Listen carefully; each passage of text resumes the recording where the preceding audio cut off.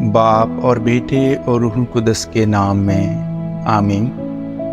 ہمارے لیے آج کی تلاوت رسولوں کے اعمال اس کا 16واں باب اور اس کی 11ویں آیت سے لے کر 15ویں آیت تک۔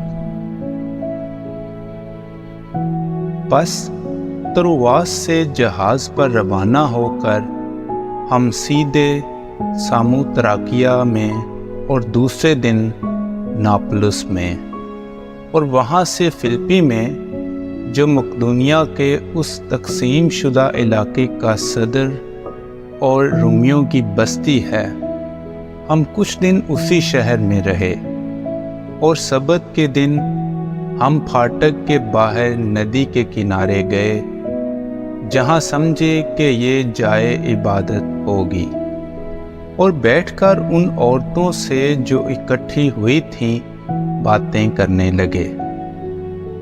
اور تیاتیرا شہر کی لودیا نامی ایک خدا پرست عورت ارغوان فروش بھی سنتی تھی۔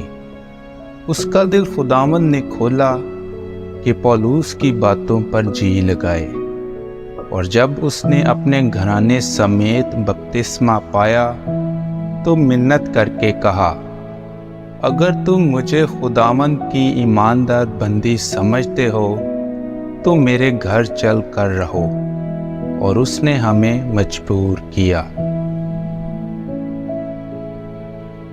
پاک کلام کے پڑھے اور سنے جانے پر خدا کی برکت ہو۔